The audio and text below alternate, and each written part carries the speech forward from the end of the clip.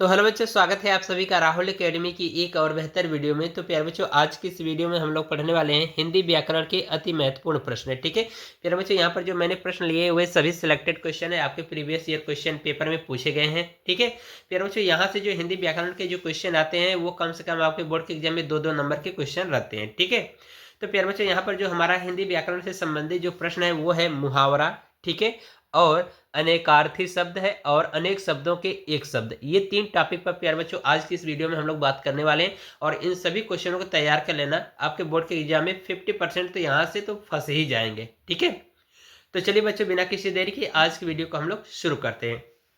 तो बच्चों, सबसे पहले हम लोग देखेंगे मुहावरा। ठीक है, तो मैंने यहाँ पर 15 मुहावरे सिलेक्टेड क्वेश्चन के रूप में मैंने लिया है। ये सभी क्वेश्चन आपके बोर्ड के एग्जाम में पूछे गए हैं। ठीक है, तो पेपर में आपसे मुहावरा दिया जाएगा, उनका अर्थ पूछेगा और उनका वाक्य प्रयोग कैसे करेंगे, इन सभी चीज़ों के बारे में आपसे लिखने के लिए प्रश्न में कहा जाएगा। ठीक है, तो जैसे कि यहाँ पर मैंने पहला मुहावरा लिया है, तलवार की धार पर चलना।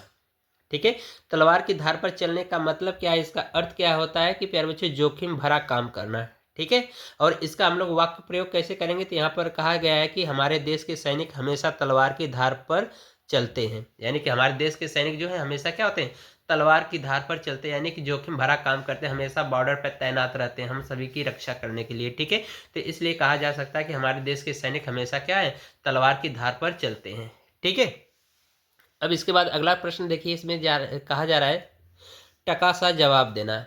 ठीक है, यानी कि दूसरा नंबर मुहावरा है टका सा जवाब देना। बच्चों, तो इसका अर्थ क्या होता है, इसका अर्थ होता है कि मुंह पर ही मना कर देना। यानी किसी से किसी बात को कहिए तो अगर तुरंत मना कर देता है तो उसी को कहा जा रहा है कि टका सा जवाब देना। यानी कि इसका अर्थ होगा कि मुंह पर ही मना कर देना। ठीक है, तो वाक्य प्रयोग इसका क्या होगा, इसमें कहा कि मैंने मोहन से उसकी गाड़ी मांगी तो उसने टका सा जवाब दे दिया। यानी कि किसी से आप कोई चीज़ मांगिए, वो तुरंत मना कर देता तो ये कहा जाएगा कि उसने टका सा जवाब दे दिया है। ठीक है, तो ये हमारा वाक्य प्रयोग होगा। ठीक है, अगला देखो प्यारे बच्चों, यहाँ पर मुहावरा है दाल में काला होना।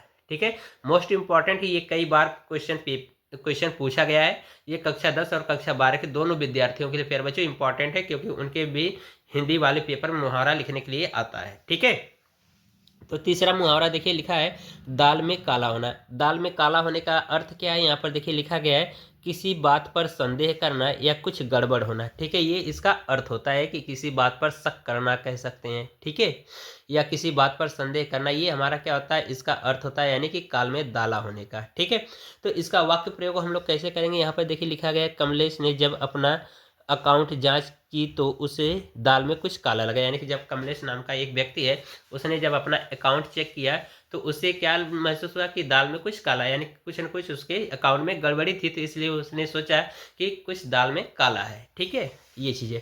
अगला देखिए मुहावरा है चौथा नंबर, कहा जा रहा है कि नमक मिर्च लगाना। ठीक है, नमक मिर्च लगाने का मतलब प्यारे बच्चों इसका अर्थ होता है कि किसी बात को बढ़ा चढ़ा करके कहना।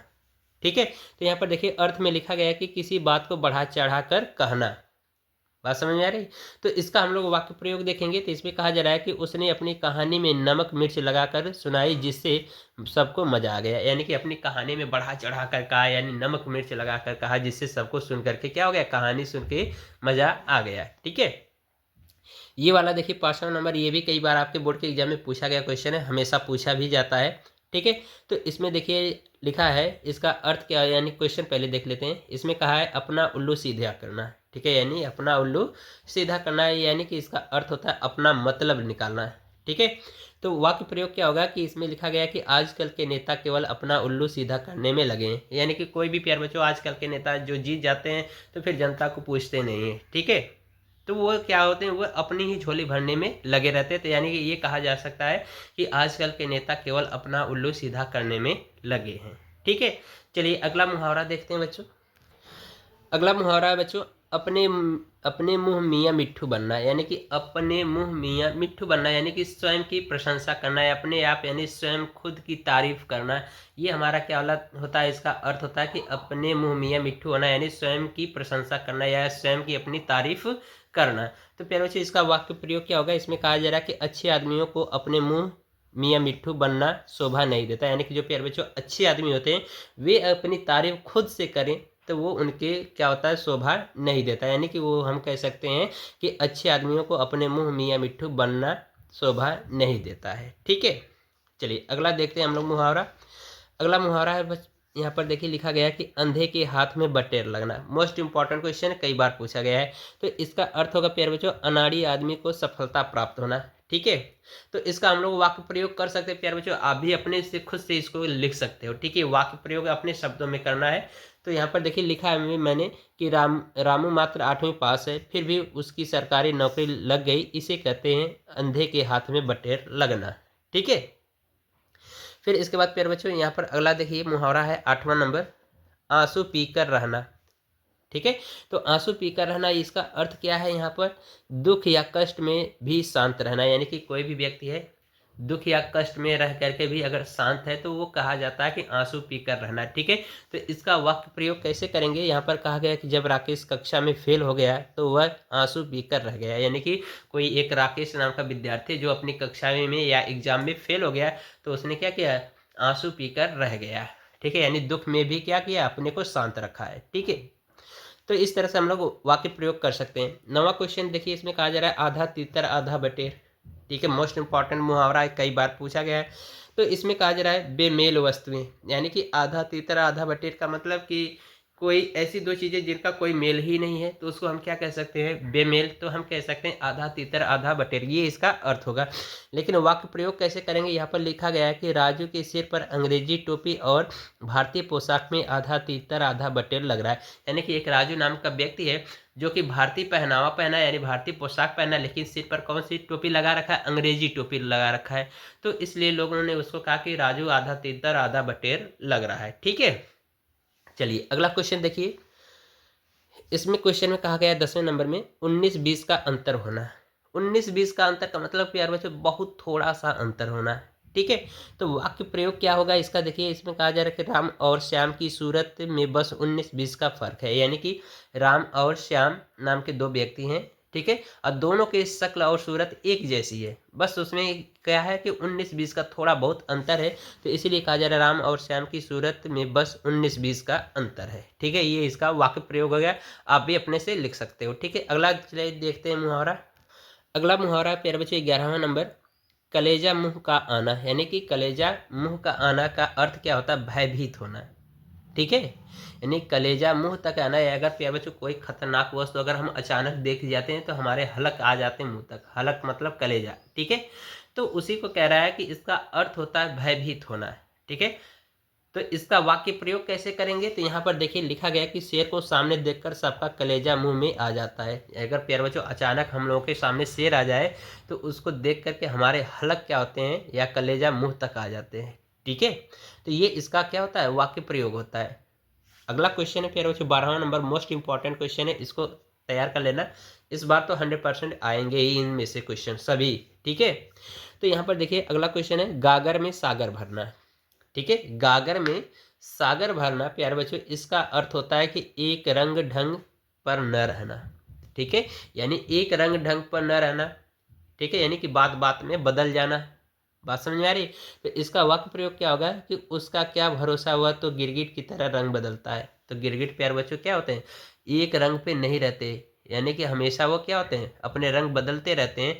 तो यही इसका अर्थ होता है कि क्या उसका क्या भरोसा हुआ तो गिरगिट की तरह रंग बदल जाता है। ठीक है, अगला क्वेश्चन देखेंगे प्यारे बच्चों। यहाँ पर देखिए लिखा गया है 13वें नंबर में घी के दिए जलाना। ठीक है, घी के दिए जलाना का मतलब प्यारे बच्चों क्या होता है, इसका अर्थ अप्रत्याशित लाभ पर प्रसन्नता है। यानी कि अगर कोई चीज़ अगर हमें बहुत हमारी इच्छा से ज़्यादा हमें मिल जाती है तो हमें बहुत सारी क्या होती है, प्रसन्नता होती है। ठीक है, तो यहाँ पर वाक्य प्रयोग में कहेंगे कि श्री राम जी के अयोध्या लौटने पर, ठीक है, अयोध्यावासी घर घर क्या किए, दिए जलाए।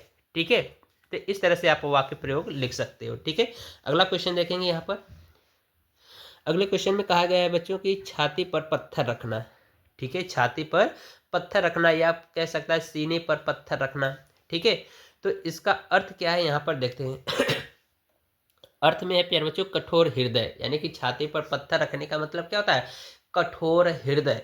ठीक है, तो वाक्य प्रयोग कैसे इसका करेंगे, यहाँ पर देखिए लिखा गया उसने छाती पर पत्थर रखकर अपने पुत्र को विदेश भेजा। यानी कोई एक व्यक्ति है अपनी छाती पर यानी कठोर हृदय बना करके अपने पुत्र को क्या किया, विदेश भेजा। इस तरह से आप अपना वाक्य प्रयोग लिख सकते हो। ठीक है, लास्ट वाला क्वेश्चन है, देखिए मुहावरा का, लकीर का फकीर होना, यानी पुरानी प्रथा पर चलना। ठीक है, यानी इसका अर्थ क्या होगा, पुरानी प्रथा पर चलना, यानी कि जो हमारी पीढ़ियों से पुरानी प्रथा चली आ रही है उस पर हम भी अगर उसी को पालन करते हुए चलें तो इसको कहा जाता है लकीर का फकीर होना। ठीक है, लेकिन वाक्य प्रयोग कैसे करेंगे, यहाँ पर देखिए लिखा गया है, पिताजी अब तक लकीर के फकीर हैं, टेबल पर नहीं चौके में ही खाएंगे। ठीक है, यानी कि ये कहा गया है कि पिताजी लकीर के क्या है, फकीर हैं, वो टेबल पर नहीं खाएंगे लेकिन क्या होंगे, चौकी पर ही खाएंगे, यानी कि जमीन पर बैठकर ही खाएंगे। ठीक है, चलिए, यानी कि मॉडर्न युग में। अब हम लोग प्यारे बच्चों अगला देखेंगे, अगला भाग देखेंगे प्यारे बच्चों, यहाँ पर अनेकार्थी शब्द अब हम लोग देखेंगे। अनेकार्थी शब्द का मतलब कि एक शब्द के अनेक अर्थ होते हैं तो उसको हम क्या कहते हैं, अनेकार्थी शब्द कहते हैं। ठीक है, तो यहाँ पर भी मैंने 15 अनेकार्थी शब्द लिए हैं, यहाँ से आपके बोर्ड के एग्जाम में कई बार पूछे गए प्रश्न हैं। ठीक है, इन सभी को तैयार कर लेना। ठीक है, तो चलिए पहला देखेंगे, इसमें अनंत। अनंत प्यारे बच्चों एक शब्द है लेकिन इसके कई अर्थ होते हैं। तो पहला एक इसका अर्थ होता है आकाश होता है, दूसरा अंतहीन, ठीक है, और तीसरा क्या होता है, विष्णु भी होता है। यानी कि अनंत के 3 नाम हो सकते हैं या 3 अर्थ हो सकते हैं। तो इसमें एक है आकाश अनंत का, और अनंत का मतलब होता है अंतहीन, और एक अनंत का अर्थ होता है विष्णु। ठीक है, ये अनेकार्थी शब्द है। अब अक्षर देखेंगे, अक्षर के भी 3 कई अर्थ होते हैं। ठीक है, अनेकार्थी शब्द पढ़ रहे हैं तो इसके भी कई अर्थ होंगे। ठीक है, तो अक्षर का मतलब यहाँ पर अविनाशी भी कह सकते हैं, वर्ण कह सकते हैं, आत्मा कह सकते हैं, आकाश कह सकते हैं, मोक्ष कह सकते हैं। ठीक है, तो ये अक्षर के कई अर्थ हैं। अगला देखेंगे प्यारे बच्चों, तीसरा नंबर आत्मा। आत्मा का अर्थ क्या, ये 3 ठे यहाँ पर है। तो इसमें देखिए आत्मा का मतलब एक होता है प्राण, दूसरा होता है अग्नि, तीसरा होता है सूर्य। ठीक है, अंक के देखेंगे तो अंक का अर्थ होता है संख्या, गोद भी होता है और भाग्य रेखा भी होता है। ठीक है, तो इसको भी देख लेना। और 5वां देखेंगे अतिथि। अतिथि का मतलब है प्यारे बच्चों यहाँ पर मेहमान, एक अतिथि मतलब होता है साधु, और एक होता है अग्नि, एक होता है कुशपुत्र। ठीक है, अमर देखेंगे, अमर का भी अनेकार्थी शब्द है। ठीक है, तो इसको भी देखेंगे तो अमर का मतलब एक होता है अर्थ प्यारे बच्चों देवता, दूसरा होता है पारा, तीसरा होता है अविनाशी। ठीक है, अगला देखेंगे यहाँ पर हम लोग कनक। कनक का मतलब एक होता है प्यारे बच्चों धतूरा होता है, एक होता है सोना होता है, एक होता है अनाज। ठीक है, तो ये भी हमारे क्या होंगे, धतूरे के 3 अर्थ हैं कनक के। तो एक होता है धतूरा, सोना, अनाज। ठीक है, गति का देखेंगे, गति का प्यारे बच्चों यहाँ पर अर्थ होता है दशा से, अवस्था से और फल से। ठीक है, अब यहाँ पर 9वां देखेंगे कर्ण। कर्ण का मतलब होता है एक कान होता है, और एक कर्ण होता है त्रिभुज की बड़ी भुजा। ठीक है, एक कर्ण है जो सूर्य देव के पुत्र हैं, यानी कि जो महाभारत में जो वीर योद्धा कर्ण थे उनका अर्थ, यहाँ पर 3 अर्थ इससे निकल के आएंगे। अब देखेंगे 10वां नंबर कर। कर का मतलब होता है पैरवजे, एक तो एक कर का अर्थ होता है हाथ, और दूसरा होता है टैक्स। एक कर मतलब होता है काम करना। ठीक है, लाल का देखेंगे अनेकार्थी अर्थ। ठीक है, तो लाल का मतलब होता है एक पुत्र, ठीक है, और एक रंग और कीमती पत्थर। ठीक है, ये लाल के अर्थ हैं। वर का देखेंगे, वर मतलब होता है प्यारे बच्चों एक दूल्हा होता है। ठीक है, और दूसरा क्या होता है, वरदान होता है। ठीक है, अब इसके बाद ये वाला 13वां देखिए सारंग। ठीक है, सारंग के भी कई अर्थ होते हैं। एक सारंग अर्थ का मतलब होता है सिंह होता है, सारथी होता है, कोयल होता है, बादल, मयूर। ठीक है, इतने सारंग के अर्थ होते हैं। कौतूहल, कौतूहल का मतलब होता है प्यारे बच्चों उत्सुकता, आश्चर्य, प्रबल इच्छा। ठीक है, चंद्रमा का अर्थ होगा यहाँ पर मयंक, सुधाकर, शशि, रजनीश। ठीक है, तो ये सभी अनेकार्थी शब्द है प्यारे बच्चों, इनको तैयार कर लेना अच्छे से। ठीक है, यहाँ से आपके बोर्ड के एग्जाम में 100% यहाँ से क्वेश्चन फंस ही जाएंगे। 2-2 नंबर के सभी क्वेश्चन हैं। ठीक है, अनेकार्थी शब्द मुहावरा भी है, और अनेक शब्दों के एक शब्द वो भी आपके 2-2 नंबर में पूछे जाते हैं। ठीक है, तो चलिए अब हम लोग देखेंगे अनेक शब्दों के एक शब्द। ठीक है, तो यहाँ पर देखिए लिखा गया है कि धरती और आकाश के बीच का स्थान, यानी प्यारे बच्चों धरती और आकाश के बीच का स्थान क्या कहलाता है, अंतरिक्ष कहलाता है। यानी कि ये अनेक शब्द है और ये इसका एक शब्द है। ठीक है, तो अनेक शब्दों के एक शब्द हमें बताना है, तो यहाँ पर हम कह सकते हैं धरती और आकाश के बीच का स्थान को क्या कहेंगे, अंतरिक्ष कहेंगे। अब प्यारे बच्चों ये दूसरा है, यहाँ पर जो कानून के विरुद्ध हो, जो प्यारे बच्चों कानून के विरुद्ध होता है इसका अर्थ क्या होगा, अवैध होगा। एक शब्द क्या होगा, अवैध। ठीक है, अनुकरण करने वाला उसको हम क्या कहेंगे, अनुकरणीय कहेंगे। ठीक है, ईश्वर में विश्वास रखने वाला, तो प्यारे बच्चों जो ईश्वर में विश्वास रखता है उसको हम क्या कहेंगे, आस्तिक कहेंगे।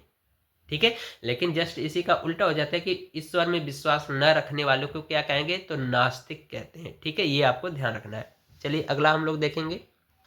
अगला है प्यारे बच्चों 5वां नंबर, कम बोलने वाला। प्यारे बच्चों जो व्यक्ति कम बोलता है उसे क्या कहेंगे, मितभाषी कहेंगे। ठीक है। विज्ञान जानने वाले को क्या कहेंगे, वैज्ञानिक कहेंगे। ठीक है, एक शब्द है, ये अनेक शब्द है, ये एक शब्द है। ठीक है। अब इसके बाद देखिए 7वें नंबर में कहा जा रहा है कि जिसके आने की तिथि निश्चित न हो, यानी कि जिसके आने की तिथि निश्चित न हो वो क्या होता है, हमारा अतिथि होता है, मेहमान भी कह सकते हैं। ठीक है। फिर इसके बाद कह रहा है 8वें में कि जिसके जिसके समान दूसरा न हो, यानी कि कोई एक व्यक्ति उसके समान कोई और दूसरा न हो तो उसे हम लोग अद्वितीय कह सकते हैं, असमान कह सकते हैं, अनोखा भी कह सकते हैं। ठीक है। अब है अगला 9वां नंबर, जो जानने की इच्छा रखता हो। ठीक है, जो ज़्यादा जानने की इच्छा रखता है उसे हम क्या कहेंगे, जिज्ञासु कहेंगे। ठीक है। कम भोजन करने वालों को क्या कहा जाएगा, अल्पाहारी कहा जाएगा। ठीक है।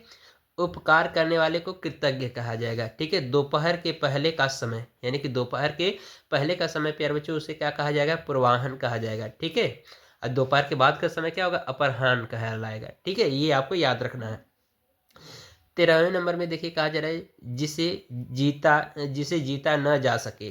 ठीक है, जिसे जीता न जा सके, या हम कह सकते हैं जिस पर विजय प्राप्त न किया जा सके, वो क्या कहलाता है, अजय कहलाता है, यानी अजेय कहलाता है। ठीक है। अगला क्वेश्चन है, किसी को दुखी देखकर उस पर दया करना, तो उसे हम क्या कहेंगे, अनुकंपा। यानी कि प्यारे बच्चों अगर हम किसी को देख करके हमारे मन में अगर दुख हो रहा है तो उसे हम क्या कहेंगे, अनुकंपा कहेंगे। ठीक है। अगला प्रश्न है 15वां नंबर, जारी किया गया आधिकारिक आदेश, उसे हम क्या कहेंगे, अध्यादेश कहेंगे। ठीक है। अब यहाँ पर प्यारे बच्चों यहाँ पर देखेंगे शब्दों में सूक्ष्म अंतर। ठीक है, यानी कि प्यारे बच्चों ये आपके शब्द दिए गए हैं और इनमें सूक्ष्म अंतर क्या है, इनका अर्थ क्या है, ये हम लोग देखेंगे। ठीक है। तो इनमें अंतर क्या क्या हो सकता है, तो यहाँ पर देखिए एक लिखा है वसन, एक होता है व्यसन। देखो शब्द पढ़ने में लगभग दोनों क्या है, सेम ही है, लेकिन इनके अर्थ अलग अलग हैं। तो यही इनमें सूक्ष्म अंतर क्या है वो बताना है। तो फिर बच्चे एक वसन का मतलब होता है वस्त्र और व्यसन का मतलब होता है आदत। तो हम कह सकते हैं वसन व्यसन का अर्थ क्या होगा, वस्त्र और आदत। ठीक है। एक देखो अंश लिखा है, एक अंशु लिखा है। ठीक है। तो अंश का एक अर्थ होगा भाग और अंशु का मतलब होता है किरण। ठीक है। तो अंश अंशु का पूरा अर्थ हो जाएगा भाग और किरण। ठीक है। एक लिखा है देखो अविराम, एक लिखा है अभिराम। ठीक है। तो ये दोनों लगभग एक ही शब्द जैसे प्रतीत हो रहे हैं, लेकिन इनके अर्थ क्या है, एक अविराम का मतलब होता है फिर बिना रोके, और अभिराम का मतलब होता है सुंदर। ठीक है। अब यहाँ पर देखिए लिखा है कटिबंध, यहाँ पर लिखा है कटिबद्ध। ठीक है। कटिबंध का मतलब होता है करधनी और कटिबद्ध का मतलब होता है तैयार। ठीक है, ये आपको सूक्ष्म अंतर देखने को मिल रहा है। यहाँ पर देखिए लिखा है अनल और अनिल। ठीक है। तो अनल का अर्थ होता है अग्नि, अनिल का मतलब होता है वायु। ठीक है। यहाँ पर देखिए सकल, यहाँ पर भी सकल लिखा है, ये छोटा सा है, यहाँ पर बड़ा सा है, बस इनमें थोड़ा सा अंतर है। तो इस सकल का अर्थ होता है कला और सकल का यहाँ पर अर्थ होता है कृति, यानी कला और कृति। यहाँ पर देखिए लिखा है गृह, यहाँ पर ग्रह। ठीक है। तो गृह का मतलब होता है घर और ग्रह का मतलब होता है नक्षत्र। ठीक है। अब प्यारे बच्चों एक और क्वेश्चन आपको ध्यान रखना है। ठीक है, वो क्वेश्चन ये है कि आपसे प्रश्न में पूछा जाएगा कि जड़, ठीक है, यहाँ पर लिख दे रहा हूँ जड़, ठीक है, एक और जड़। ठीक है। जड़, जड़ का अर्थ क्या होगा प्यारे बच्चों, ठीक है। तो यहाँ पर देख सकते हो कि इनमें इस बिंदी का डिफरेंस है। तो एक जड़ का मतलब होता है प्यारे बच्चों मूर्ख। ठीक है, इसको भी याद कर लेना, पेपर में पूछा जा सकता है मूर्ख। और एक जड़ का मतलब होता है किसी वृक्ष या पेड़ की जड़, और यहाँ पर लिख सकते हैं पेड़ की जड़। ठीक है। ये सभी इंपॉर्टेंट क्वेश्चन प्यारे बच्चों, इनको अच्छे तरीके से तैयार कर लेना। ठीक है। और यहाँ से आपके बोर्ड के एग्जाम में 100% नहीं तो 50% तो गारंटी है कि आएगा, क्योंकि मैंने ये सभी प्रीवियस ईयर क्वेश्चन जो है आपके वहाँ से सेलेक्टेड क्वेश्चन को लिया है। ठीक है। तो प्यारे बच्चों अगर आपको ये वीडियो पसंद आ रही है तो वीडियो को लाइक कर दीजिए और साथ ही साथ चैनल को सब्सक्राइब भी कर लीजिएगा। मिलते हैं आपसे एक और मज़ेदार वीडियो में, तब तक के लिए गुड बाय, थैंक यू, जय हिंद बच्चों।